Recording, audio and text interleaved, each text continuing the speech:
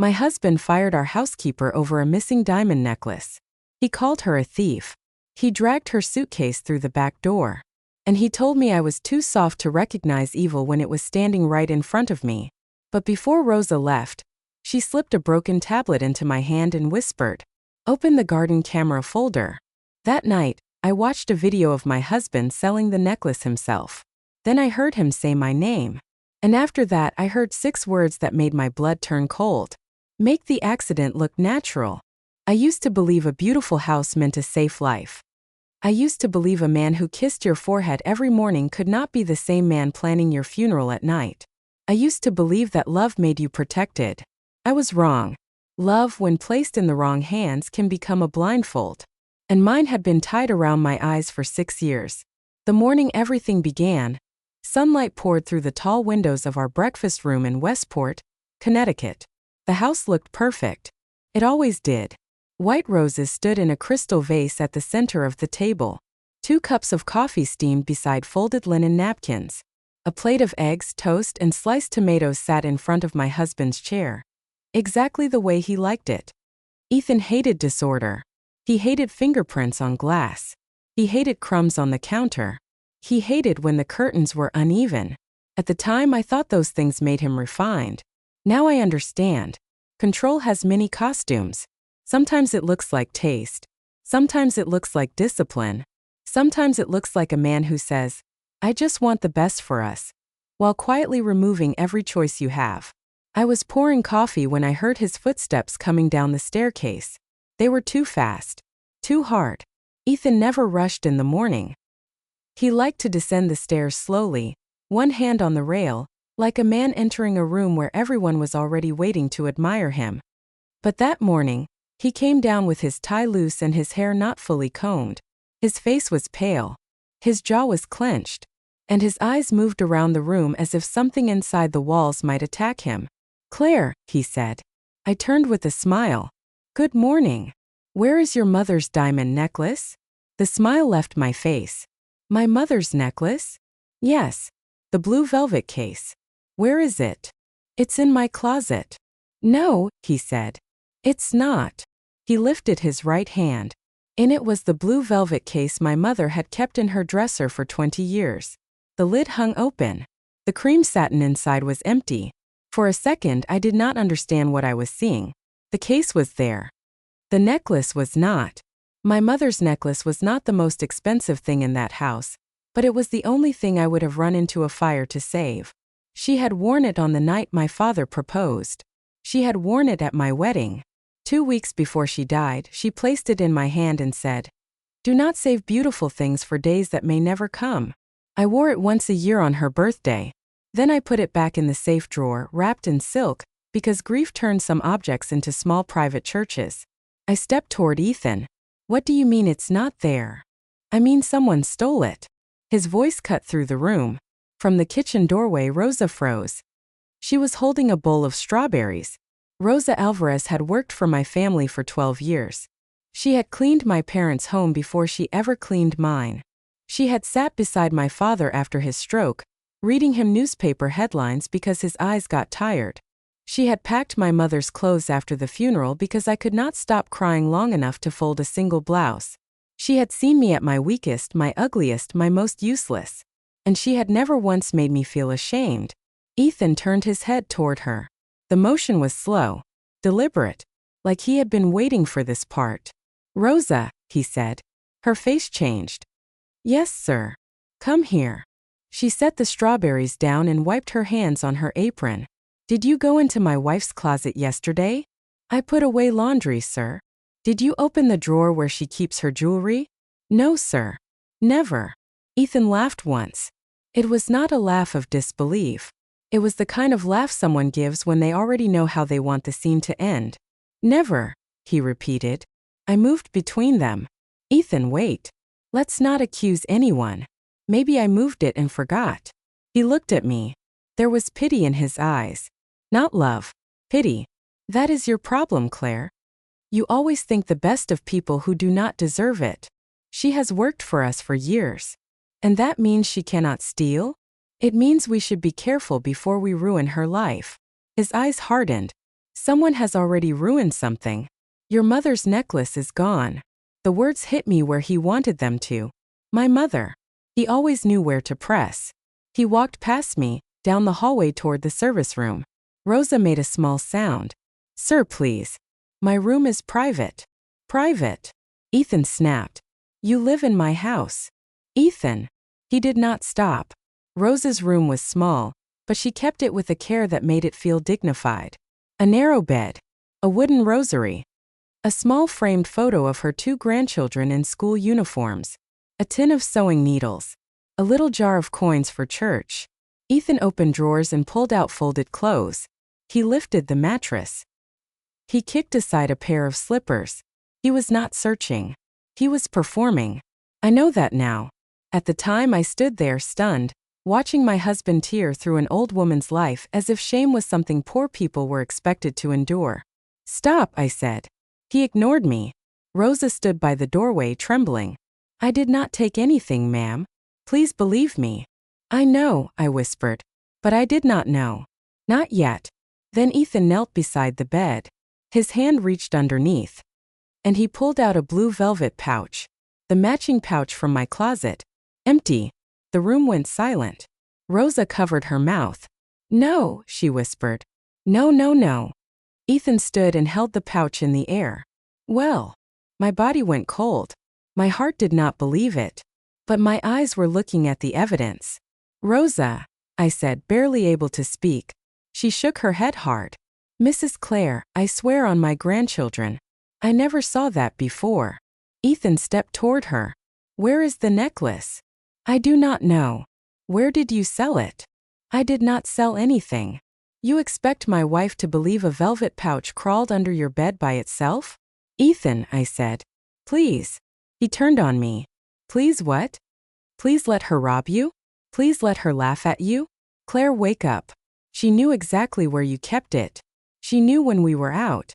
She knew you would defend her. Each sentence was a brick.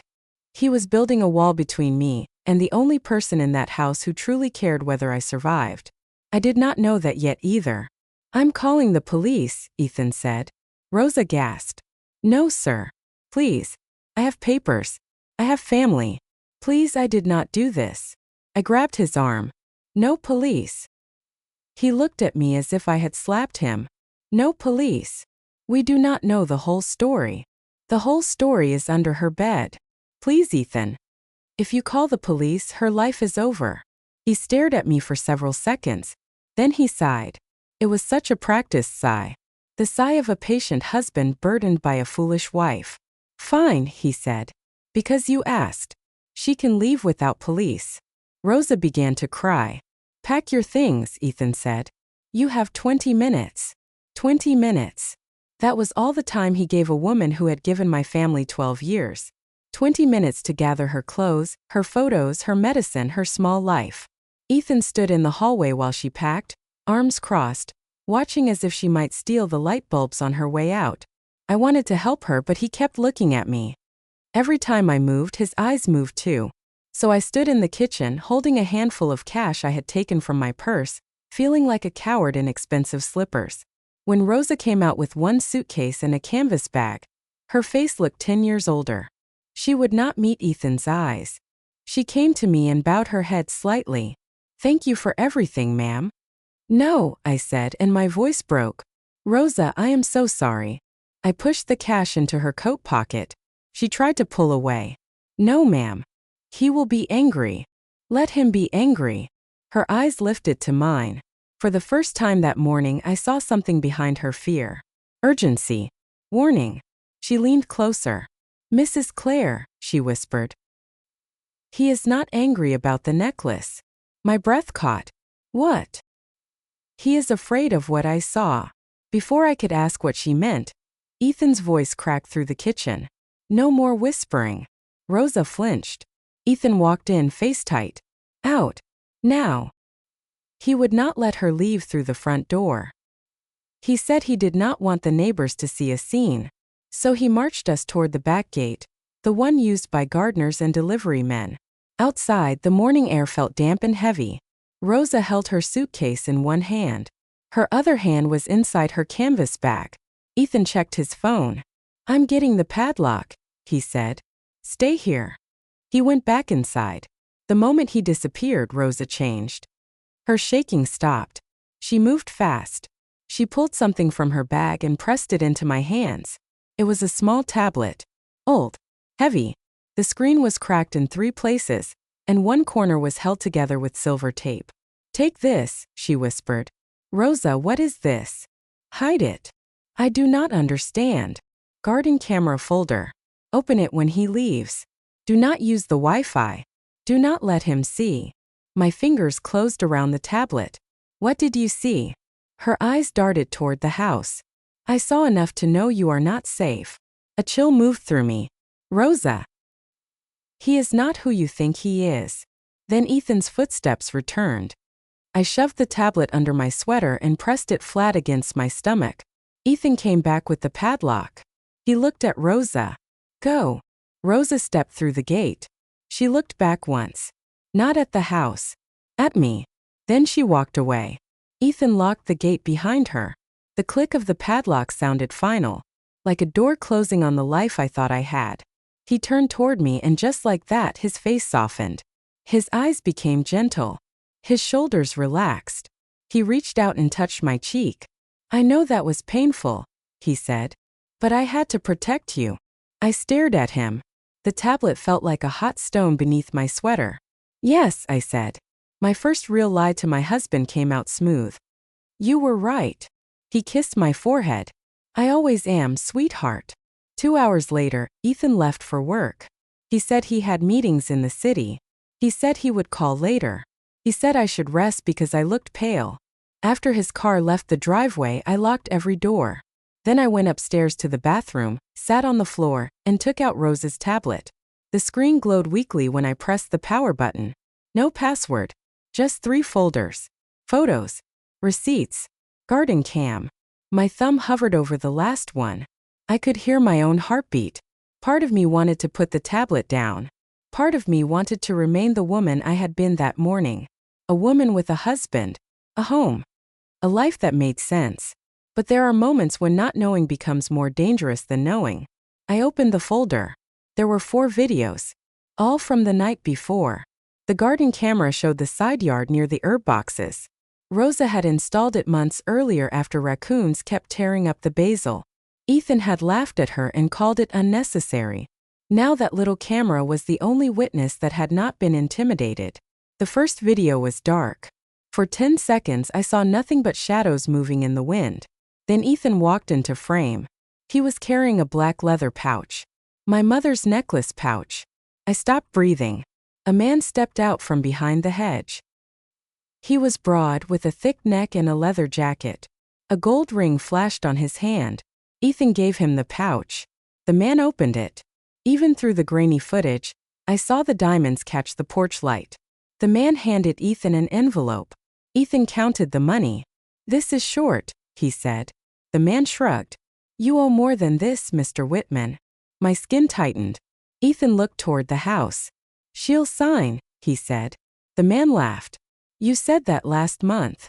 She signs anything if I tell her it is for taxes." The man leaned closer. "And if she starts asking questions?" Ethan's face changed. I had never seen that face before. Or maybe I had. Maybe I had seen flashes of it when a waiter brought the wrong wine, or when I forgot to pick up his dry cleaning, or when I laughed too loudly at another man's joke.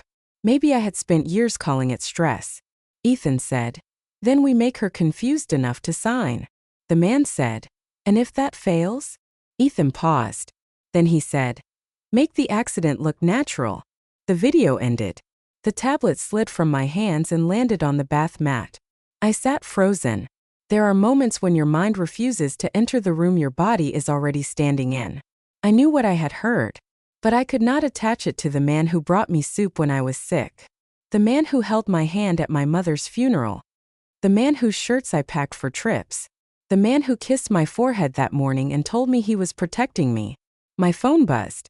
Ethan's name lit up the screen. I stared at his smiling contact photo. For years that photo had made me smile. Now it looked like a mask. I answered. "Hi, honey." My voice was steady. My hand was not. "Are you okay?" he asked. "Why? You sound strange." "I'm just tired. You should drink the tea I left on the counter. It will help." The tea. Every evening for weeks, Ethan had made me tea. Chamomile, he said. For sleep. I had been tired lately. Forgetful. Dizzy. Once I found my car keys in the refrigerator and cried because I thought I was becoming like my aunt, who had early dementia. Ethan held me and said, "Maybe you should let me handle more things." At the time I thought that was love. Now, sitting on the bathroom floor with Rose's tablet beside me, I looked toward the bedroom door and felt something darker than fear. Understanding. "I will," I said. "Good girl." He hung up. "Good girl." I walked downstairs. The tea sat on the kitchen counter in my favorite white mug. Steam no longer rose from it. I picked it up and smelled it. Chamomile, honey, and something bitter underneath. I did not drink it. I poured it into a clean glass jar, sealed the lid, and hid it in the freezer behind a bag of peas. Then I stood in the kitchen and gripped the counter until my fingers hurt. I wanted to scream. I wanted to call Rosa. I wanted to call the police. But then another thought came. What would I say? My husband sold my necklace. My fired housekeeper gave me a cracked tablet. There is a video, but the image is grainy. There is tea, but I have no test. There is a threat, but he has not touched me yet. Ethan was not stupid.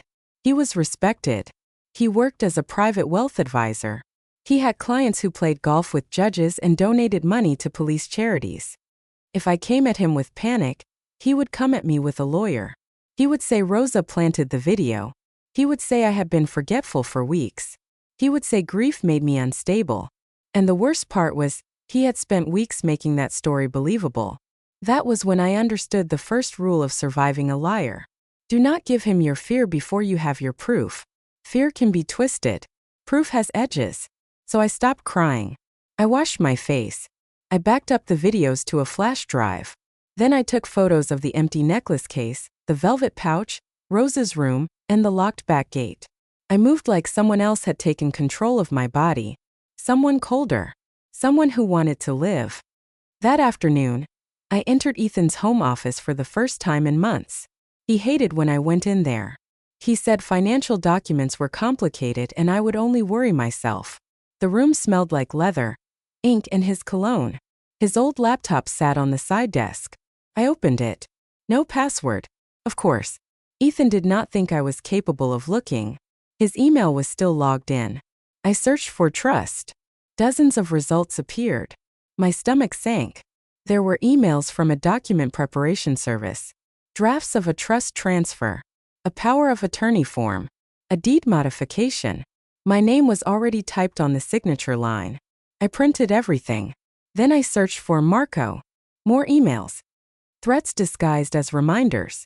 Payment due. Final warning. Collateral discussed. One message made my knees weaken. If your wife signs by Friday, we are square until June. If not, the house becomes our problem too. Friday. Today was Wednesday. I opened Ethan's bank account. I knew the password because he used his mother's birthday for everything. For years, he had laughed at me for being sentimental, yet he had built his own security around sentiment. The checking account had $843. The savings account had $12. The investment account was empty. Empty. This house. The cars. The dinners. The vacations. All of it was a painted wall with nothing behind it. I clicked through the transactions. Wire transfers. Online casinos. Crypto accounts. Cash withdrawals. Payments to names I did not recognize. The largest transfer was on my mother's birthday. The day he told me he was too busy to visit her grave with me. He had sent $30,000 to a gambling site that morning. I printed the statements. Page after page after page. Then I folded them and hid them in a box of tampons under the sink. Ethan would never look there. Men like Ethan think anything connected to a woman's body is beneath them. That belief saved my evidence. The next day, I took an Uber into Bridgeport. I wore sunglasses, a scarf, and no jewelry. The pawn shop from the receipt was wedged between a liquor store and a nail salon. The sign said gold, watches, estate jewelry. Inside, the air was cold and smelled like metal and dust. A woman with red nails stood behind the counter. Buying or selling? She asked. Buying. Her eyes moved over my coat, my shoes, my bag. Her tone changed. What are you looking for? A vintage diamond necklace. Platinum setting. Small blue stones near the clasp. Her eyebrows lifted. You have specific taste. My husband does. She smiled. You are lucky. We got something like that yesterday. She unlocked a case and pulled out a black tray. And there it was. My mother's necklace. Under fluorescent lights it looked lonely. Not like memory. Not like love. Like merchandise. I forced myself not to reach too quickly. May I see it? She placed it in my palm. The weight of it almost broke me. I turned the clasp. There was the tiny scratch near the hinge, the one I made when I was 16 and tried it on before prom without permission. My mother had pretended to scold me. Then she had taken a photo. How much? I asked. 48,000. I swallowed. Do you know where it came from? We do not discuss sellers. I smiled the way Ethan had taught me to smile at charity luncheons. Warm, empty, harmless. My husband likes to know the history of pieces. He may want to buy more from the same seller. The woman hesitated. I placed my business card on the glass. Claire Whitman. Her eyes moved to the name. Oh, Whitman. I tilted my head. Did that name come with the piece? She looked uncomfortable. A man brought it in. Ethan Whitman. Tall. Dark hair. Nice suit. Sweating like he had a fever. There it was. My second proof. May I take a photo to show him? Sure. But be quick. I photographed the necklace, the clasp, the tray, and the shop counter. Then I returned it. I'll speak with him. Outside, the air hit my face like a slap. I walked 2 blocks before I let myself bend over and breathe. Ethan had sold my mother's necklace for cash. Then he had planted the pouch under Rose's bed. Then he had held me while I cried. That was the part that made my hands shake. Not the theft. The comfort after the theft. Only a certain kind of monster sets the fire and then offers you a blanket. When I got home, there was a man at the gate. He was not from the neighborhood. I knew it before he spoke. He leaned against the iron bars with a relaxed confidence that did not belong to delivery drivers. Leather jacket. Gold ring. Thick neck. The man from the video. Marco. I stayed behind the closed gate. Can I help you? He smiled. Mrs. Whitman? My mouth went dry. Yes. Tell your husband noon tomorrow. I do not know what you mean. He chuckled. Sure you do. He stepped closer. I like this house. Quiet street. Big windows. Lots of places where accidents can happen. My fingers tightened around my phone. If you do not leave, I will call security. Security. He laughed. Lady, half the men at that gate owe money to somebody. Then he looked past me at the house. Tell Ethan. Noon tomorrow. Cash, documents, or collateral. What collateral? His eyes returned to me. He smiled. You. Then he walked away. I stood behind the gate until his motorcycle disappeared. Only then did my legs give out. I sat on the driveway stones and called the one person Ethan always told me was too old to be useful. Mr. Harlan. My father's attorney. He answered on the 3rd ring. Claire. Mr. Harlan, I need help. He heard something in my voice because he did not ask me to explain over the phone. He only said, come to my office. Bring everything. I arrived 40 minutes later with Rose's tablet, the flash drive, the tea sample, the bank statements, the emails, and the pawn shop photos in a tote bag. Mr. Harlan was 81. He walked with a cane.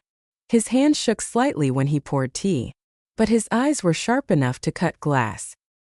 He listened without interrupting. When I finished, he leaned back and folded his hands. Claire, he said, you are in immediate danger. I know. No. You are hearing the words, but I need you to understand the legal shape of the threat. Your husband has financial motive, forged documents, a pattern of drugging, a third-party creditor, and a deadline. That makes the next 48 hours dangerous. My throat tightened. So we call the police. Yes, he said. But not like a frightened wife calling 911 with a story. We do it with preserved evidence. I have the tablet. And we will copy it. We will document chain of custody. We will send the tea for emergency toxicology. We will notify a detective I trust. We will freeze your trust if possible. We will make sure Ethan cannot simply say you are confused. The word confused made me flinch. Mr. Harlan noticed. How long has he been telling you that? I looked down. A while. How long has he been making your tea? About 6 weeks. His jaw tightened. Then he has been preparing this longer than you think. The room seemed to tilt. Longer than I think. That meant the anniversary dinner. The headaches. The misplaced keys. The night I woke up on the living room sofa with no memory of walking downstairs. The day Ethan told me I should sign a medical release because I was becoming forgetful. He had not improvised a crime. He had built one around me. Mr. Harlan pressed a button on his desk phone. Janet, call Detective Marlowe. Tell her it is urgent. And call the lab. I need a rush test on a possible sedative. Then he looked at me. Do you have somewhere safe to stay? I thought of the house. The locked gate. Ethan's hands. No. You can stay in a hotel under my assistant's name. I wanted to say yes. I wanted to run. But then I thought of Rosa. Ethan knows where Rosa's sister lives, I said. He may go after her. Mr. Harlan nodded. Then we find Rosa first. Rosa was at a bus station. She had not gone to her sister. She was sitting near a vending machine with her suitcase at her feet and fear carved into her face. When she saw me, she stood too quickly. Ma'am. I hugged her. She began to cry. I am sorry, she said. I should have told you sooner. No, I said. You saved me. She shook her head. I saw him many nights. In the garden. On the phone. With those men. I was scared. I thought if I spoke, he would say I stole. Then he did. He planted the pouch. I know. I found the necklace. Her face crumpled with relief and pain. I knew you would believe me someday. Those words hurt more than I expected. Someday. She had needed my belief in the moment, and I had been too shocked to give it. Mr. Harlan arranged for Rosa to stay in a small apartment owned by his niece. No old phone. No known address. No contact with anyone Ethan could reach. Before we separated, Rosa grabbed my hand. There is one more thing. What? In the storage closet under the stairs. Behind the Christmas boxes. He keeps a metal cookie tin. I saw him hide papers there. What kind of papers? I do not know. But he looked afraid when he put them there. Afraid. That word had become a map. Wherever Ethan was afraid, truth was buried. That evening I went home. Detective Marlowe already had copies of the evidence. Mr. Harlan had told me not to search the closet alone. But he also knew I had to go back, because Ethan could not suspect anything yet. Do not confront him, he said. I won't. Do not drink anything. I won't. Do not sign anything. I won't. And Claire. Yes. If he becomes violent, you stop gathering evidence and survive. Survive. Such a simple word. Such a difficult instruction. When I entered the house, Ethan was already there. His briefcase sat by the stairs. His jacket was thrown over a chair. The smell of garlic and butter came from the kitchen. He was cooking. Ethan never cooked unless he wanted something. There you are, he called. I forced a smile and walked in. He stood at the stove in a blue shirt, sleeves rolled up, looking like the husband other women at fundraisers envied. Where were you? Doctor. His eyes sharpened. Doctor. I've been dizzy. You said I should check. For half a second, panic flickered across his face. Then he smiled. What did they say? Stress. Low blood sugar. Nothing serious. His shoulders eased. See? I told you. You worry too much. I know. He walked over and kissed my cheek. His lips felt cold. I made dinner. And tea. Of course he did. On the counter sat a mug. My white mug. I looked at it and smiled. Thank you. During dinner he was charming. Too charming. He talked about a client. He asked about my headache. He said we should take a trip after tax season. Then, as if the thought had just occurred to him, he reached for a brown envelope beside his plate. Oh, I almost forgot. My stomach tightened. What is that? Just some trust paperwork. He slid it toward me. Your father's fund is structured badly. I spoke with someone today. If we transfer management authority to me, I can protect it from tax exposure. I looked at the envelope. How soon do you need it? Tonight. That seems fast. It is not fast. It is responsible. I looked up. His eyes were fixed on my face. Can I read it first? His smile froze. Of course. I reached for the papers. He placed his hand on top of them. But honestly, Claire, you will not understand most of it. It is legal language. I can try. Why would you need to try? There it was. The soft trap. The sentence that sounded harmless but meant, do not step outside the role I gave you. I smiled. You're right. I'm tired. I'll sign tomorrow. No. The word came too fast. Then he corrected himself. I mean, tomorrow may be too late. There are filing windows. I thought it was tax exposure. It is. And filing windows. He stared at me. I could feel the room tightening. Then his phone buzzed. He looked down. Whatever he saw made his face pale. Marco. I knew before he excused himself. Work, he said. 1 second. He stepped into the hallway. But this time I was ready. My phone was recording beneath my napkin. I heard his voice low and harsh. I told you I'm handling it. Pause. No, she'll sign. Pause. I do not care what Marco wants. Tell him noon means noon, not midnight. Pause. Do not come to my house again. Pause. Then Ethan whispered, if she becomes a problem, I know how to make it look like one of her dizzy spells. My blood went cold. He returned to the table with a smile. Sorry. Everything okay? Perfect. That night I did not sleep. I waited until Ethan began snoring. Then I slipped out of bed and went downstairs. The storage closet under the stairs smelled like cedar, dust, and old wrapping paper.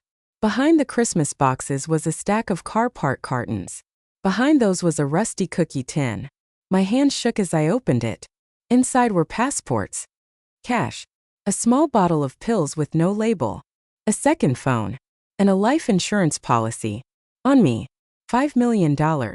Beneficiary, Ethan Whitman. The policy had been taken out 8 weeks earlier. 8 weeks. Before Rosa was accused. Before the necklace was sold. Before the tea began. Or maybe right when the tea began. I photographed everything. Then I heard a floorboard creak above me. I froze. Another creak. Ethan was awake. I put everything back as fast as I could and slipped into the powder room. The hallway light came on. Claire. His voice floated down the stairs. I flushed the toilet. Then I opened the bathroom door and stepped out, rubbing my eyes. What? He stood at the bottom of the stairs in a robe. What are you doing? I felt sick. In the downstairs bathroom? I didn't think I could make it upstairs. He stared at me. For a moment I thought he knew. Then his expression softened into fake concern. My poor girl. He came closer. I made myself stand still. He touched my forehead. You are burning up. I'm fine. No, you are not. Tomorrow we sign those papers. Then I am taking you to a specialist. A specialist. A doctor he chose. A report he could control. A new way to prove I was unstable. Okay. I whispered. Good. He smiled. And Claire. Yes. Stay out of the closets at night. You might fall. He knew. Maybe not what I had found. But he knew I was no longer asleep inside his story. The next morning Mr. Harlan called. The T-test had come back. Zolpidem. A sleeping drug. Enough to impair memory. Enough to make me appear confused. Enough, if mixed with wine or a fall, to make an accident believable. For a full minute I could not speak. Mr. Harlan did not fill the silence. Finally I said, what happens now? Detective Marlowe is preparing a warrant, but she wants one more clean recording of him presenting the forged papers or threatening you. The life insurance policy changes everything. He knows I'm suspicious. Then we move today. Today. Yes. You tell him you will sign tonight. You do not actually sign. You keep your phone recording. Detective Marlowe will have units nearby. I closed my eyes. And if he attacks before they enter? Then you use the panic button. A private security consultant from Mr. Harlan's office came to the house while Ethan was out. He was a quiet man named Vince. He looked at entrances, exits, sight lines. He taped a panic button under the console table near the dining room. He replaced one lamp switch so it could cut the lights in the dining room and hallway. He showed me how to move from the table to the side door in darkness. He placed a small wedge under the back door to keep it from locking from the inside. "This is not a movie," he said. "I know. No. Listen to me. If he has a knife, do not argue. Do not explain. Create distance. Throw something. Drop low. Get out. What if I freeze?" He looked at me. "Then remember Rosa." That worked. At 6 that evening I set the table. White plates. Silver forks. 2 glasses. No candles this time. I did not want romance anywhere near what was coming. At 6:40, Ethan's car pulled into the driveway. I watched from the kitchen window. He sat in the car for almost a minute before getting out. His hair was messy. His face was gray. A man who owes money to dangerous people walks differently. He is always being followed even when no one is behind him. When he came inside, I greeted him with a smile. "I thought about what you said," I told him. His eyes lifted. "About the trust?" "Yes. You're right. I have been too emotional lately. If signing helps protect us, I'll do it." Relief passed over his face so quickly it almost made him handsome again. He crossed the room and hugged me. Too tight. "My smart girl." I kept my arms around him and looked over his shoulder at the console table. The panic button waited underneath. "I made dinner," I said. "Perfect.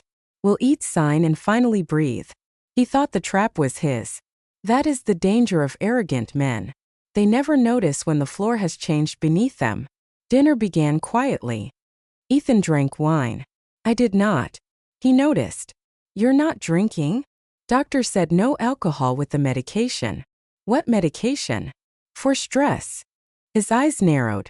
"What did they give you?" I forgot the name. That answer pleased him. Forgetful Claire. Confused Claire. The Claire he had been building. He smiled. "After we sign, I'll manage all that too." "All what?" "Doctors. Appointments. Prescriptions. You should not have to worry. And my trust." "That especially. Because you want to protect me?" "Of course." I looked at him across the table. For the first time in 6 years, I let myself see him without hope. Hope can blur a face more than tears. Without it, Ethan looked smaller. Not powerful. Hungry. He reached down and lifted the brown envelope. "Let's do this." He spread the papers across the table. The top sheet said Trust Management Transfer. The second said Durable Power of Attorney. The third was not about taxes at all. It transferred control of my father's trust to Ethan upon signature. "You said this was for tax exposure," I said. "It is. This says Power of Attorney. It is standard. This says you can manage my medical decisions." His jaw flexed. "In case your condition worsens." "My condition?"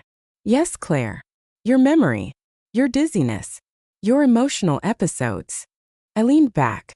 "You mean the ones caused by the tea?" The room went still. Ethan did not blink.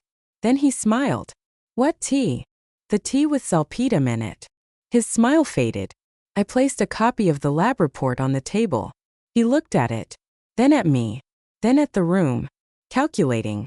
"You went through my things," he said. "I tested what you gave me." "You ungrateful bitch." There it was. The true voice. Not hidden. Not polished. Plain. Ugly. I slid another photo across the table. The necklace at the pawn shop. Then another. The life insurance policy. Then another. A still image from the garden camera. Ethan stared at them. For a few seconds he said nothing. Then he laughed. Softly at first. Then louder. "My God," he said. "Rosa." He shook his head. "That old rat. She saved my life. She ruined everything." "No, Ethan. You did." His chair scraped back. I stood too. "Sit down," he said.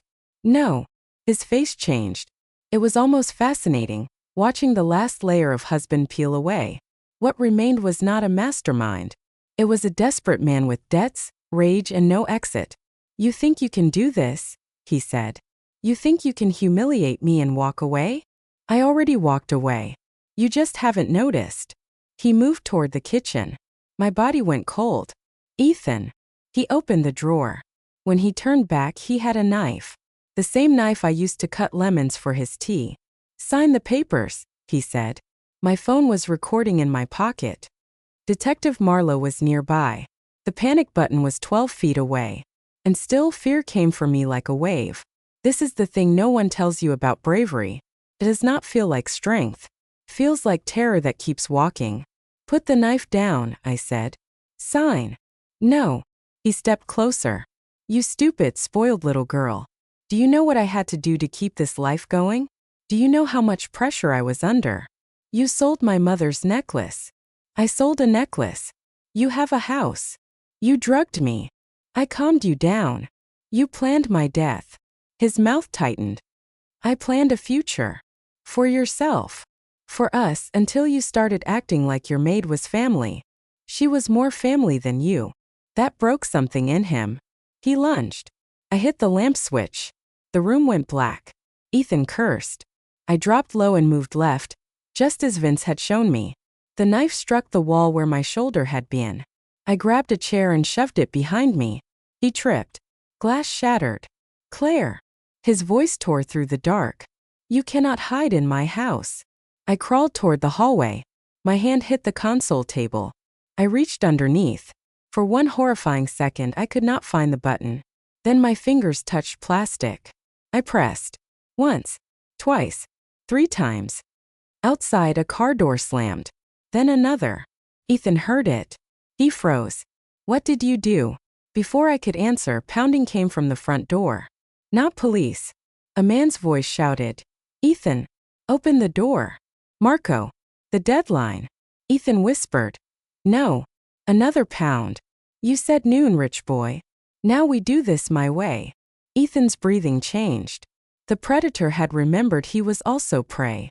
He turned toward the door. I moved toward the side hall. The lights outside flashed red and blue. A voice boomed from the front. "Police. Drop any weapons. Step away from the door." Marco shouted. Ethan cursed. I heard running. Then the front door burst open. Light flooded the room. "Police. Knife down." Ethan stood in the dining room, wild-eyed, knife in hand, papers scattered at his feet. For 1 second he looked at the officers. Then he looked at me. And the mask came back. It was astonishing. Even then. Even with the knife. Even with the forged papers.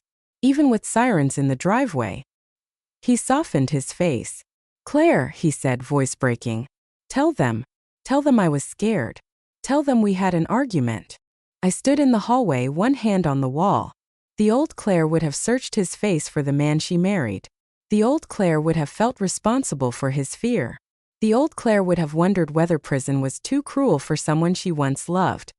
But the old Claire had been drugged, lied to, and marked for an accident. She was gone.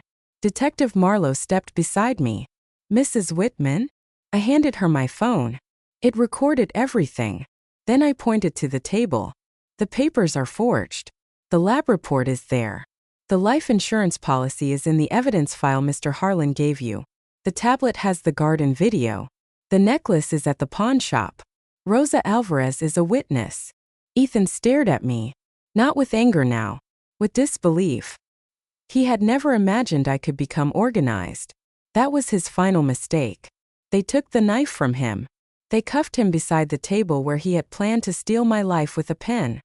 As they let him past me, he whispered, "You will regret this." I looked at him once. "No, Ethan. I regret trusting you. This is the part where I stop." Marco was arrested on the front steps. He shouted until the officers pushed him into a cruiser. Neighbors gathered behind curtains. The house that had once been perfect was full of broken glass, spilled wine, and police lights. For the first time, it looked honest. The trial lasted 4 weeks. Ethan wore Navy suits and tried to look wounded. His lawyer called me emotional. He called Rosa resentful. He called the tablet unreliable. Then the prosecutor played the garden video. The courtroom listened as Ethan's voice said, "Make the accident look natural. No one moved. Then they played the dining room recording. You drugged me, I had said. I calmed you down, Ethan had answered. That was the moment the jury stopped seeing a husband and started seeing a man who thought language could bleach poison clean. The pawn shop owner testified. The lab technician testified. Mr. Harlan testified about the forged documents. Detective Marlowe testified about the knife, the panic button, and the arrest. Rosa testified last. She wore a blue dress and held a tissue in both hands. Ethan would not look at her. That told me everything. The prosecutor asked, "Why did you give Mrs. Whitman the tablet?" Rosa looked at me. Because I knew no one would believe me if I spoke. But maybe they would believe what the camera saw. The jury believed her. Ethan was convicted of attempted murder, fraud, coercion, poisoning, evidence tampering, and conspiracy. Marco took a deal and testified against him. The debt network led to 3 more arrests. Ethan received 22 years. When the sentence was read, he turned around and looked at me. Not sorry. Not ashamed. Just offended that consequences had finally found him. Some people do not regret hurting you. They regret losing access to you. Aunt Lydia, Ethan's aunt, tried to speak to me outside the courtroom. She had been the one who introduced him to one of the lenders. She said she had not known how far he would go. Maybe that was true. Maybe it was not. I had learned not to waste my life sorting lies by size. A small lie can still open the door for a monster. I walked past her. 6 months later, I sold the house. People were surprised. They said I had won it. They said I should keep it. They said a house like that was rare. But they did not understand. A house can be beautiful and still remember every scream. I did not want the breakfast room where Ethan accused Rosa. I did not want the garden where he sold my mother's necklace. I did not want the stairs where he listened for me at night. I did not want windows that had watched me become prey. So I sold it. With part of the money, I bought a small house in Maine. Not a mansion. Not a gated estate. Just a gray house near the water with a porch, a crooked fence, and wind that smelled like salt. Rosa came with me. Not as my housekeeper. As my friend. She opened a small bakery on the main street. I handled the books. She made cinnamon bread, guava pastries, and lemon cookies that sold out before noon. Customers loved her. Of course they did. Some people carry warmth the way others carry perfume. On the wall behind the counter, in a simple wooden frame, hangs the broken tablet. The screen is still cracked. The silver tape is still on the corner. Under it, Rosa placed a small brass plaque. The truth does not need to be pretty to save your life. People ask about it sometimes. Rosa always smiles and says, "That old thing caught a thief." I never correct her. Because it caught more than a thief. Caught a husband. Caught a lie. It caught the moment my life split into before and after. Sometimes at closing time I stand alone in the bakery and look at it. I think about how close I came to signing my life away. I think about how many times Ethan called me sensitive, forgetful, dramatic, soft. I think about how easily a person can be trained to mistrust herself. That is what people like Ethan do best. They do not only steal money, they steal your confidence in your own mind. They make you apologize for noticing. They make you feel cruel for asking questions. They turn your kindness into evidence against you. And then, when you finally see them clearly, they call it betrayal. But it is not betrayal to survive. It is not betrayal to gather proof. It is not betrayal to stop protecting someone who was planning your ruin. One evening after the bakery closed, Rosa and I sat on the porch behind the shop. The sky was pink over the water. She poured tea into 2 mugs. For a long time after Ethan, I could not drink tea. The smell alone made my hands shake. Rosa knew that. She never pushed. That night, she set the mug beside me and said, "Only mint. From the garden. Nothing else." I looked at the cup. Steam curled into the evening air. Picked it up. My hand trembled. Then I drank. It tasted like mint. Only mint. I cried so suddenly that Rosa put down her own cup and wrapped both arms around me. Healing is strange. It does not always happen in courtrooms or hospitals.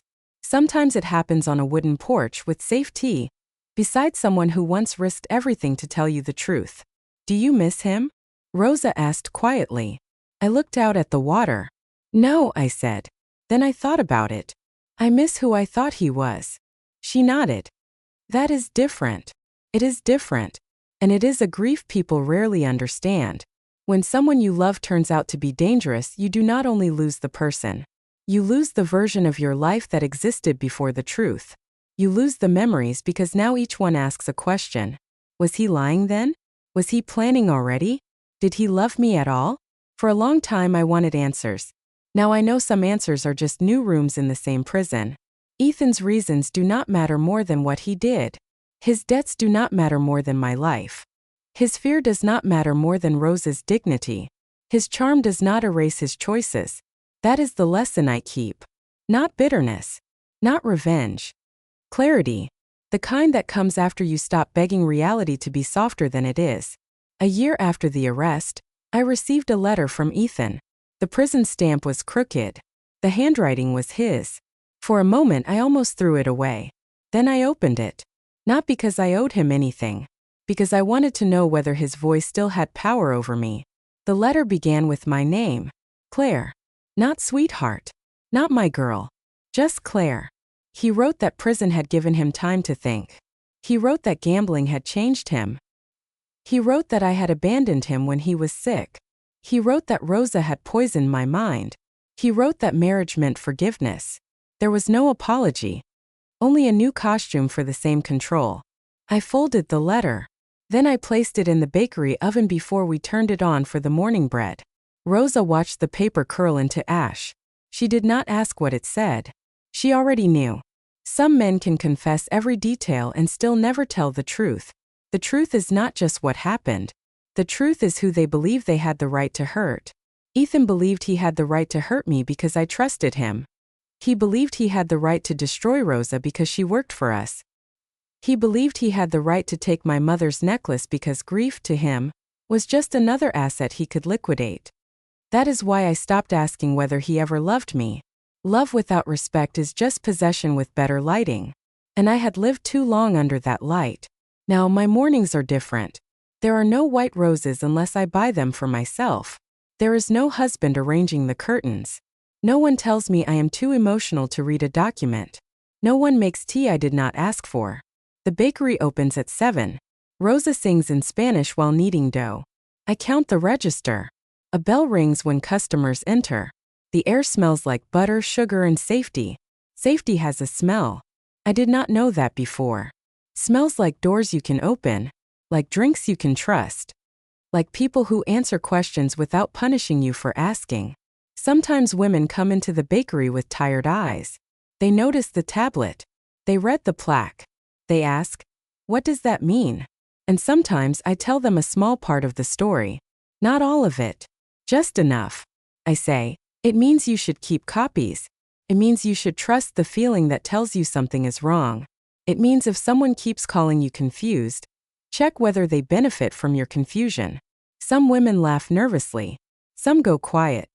Some come back weeks later and say, I opened the bank account. Or, I called my sister. Or, I found the papers. Those are the moments I understand why I survived. Not because I was stronger than other women. I was not. Not because I saw the truth sooner. I did not. I survived because Rosa was brave before I was ready. And because one cracked tablet kept recording when everyone else was too afraid to speak. That is why I tell this story.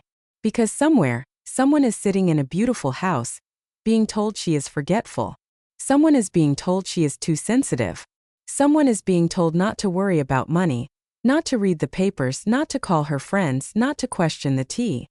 Someone is mistaking control for care because the person controlling her learned how to sound loving. If that is you, listen carefully. Love does not need you helpless. Love does not need you confused. Love does not need your signature before you understand what you are signing. Love does not punish you for protecting yourself. And love does not ask you to ignore the small voice inside you that says, something is wrong. That voice may shake. It may whisper.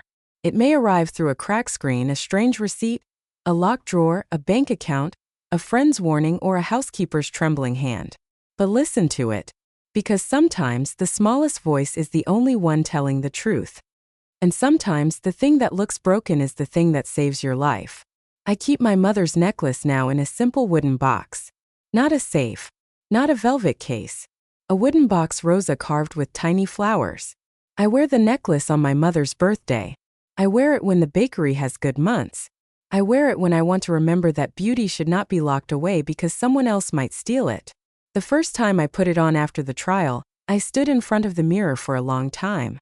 4 years, that necklace had meant my mother. Then Ethan turned it into evidence. For a while I could barely touch it.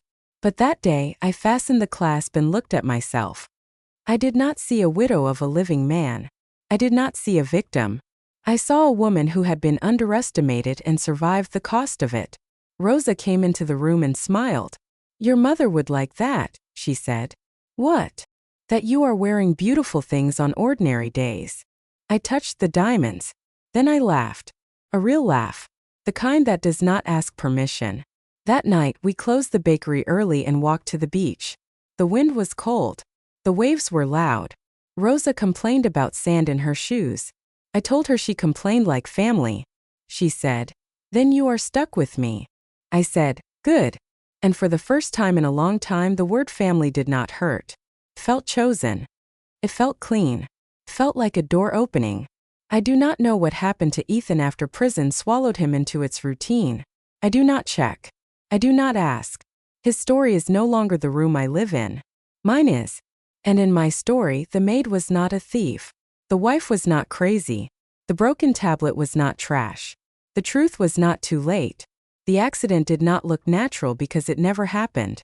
The house was sold. The necklace came home. The woman who was supposed to sign quietly learned to speak clearly. And the man who thought he could bury the truth behind money, charm, and a locked gate learned one final thing. You can fool a trusting woman for a while.